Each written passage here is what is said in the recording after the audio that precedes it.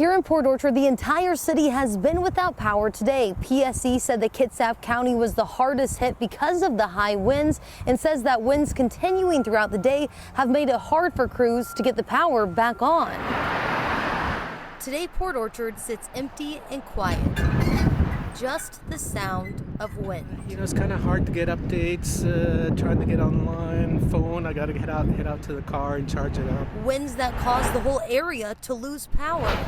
The chaos after the storm, right? Normally? Yeah, it would be turned to open. But today? Not today, unfortunately, unless the power comes back on. Today is not normal. Thousands woke up to power outages this morning in Port Orchard, including Lewis. Bigfoot doesn't believe in you either. Who runs the Buddy's Good Eye store downtown. And we assumed the power would be on down here because it usually is even when the power goes out, like at our place. So we were surprised when we came down here and it was out. His business and all the others on the road are closed, and so are the schools.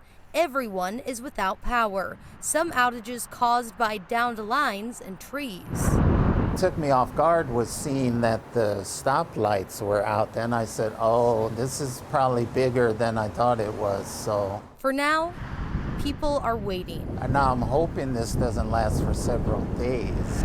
That's when I start getting panicky or upset, but hopefully it'll start getting better soon. Too bad I won't have power this afternoon. I'll see myself on TV.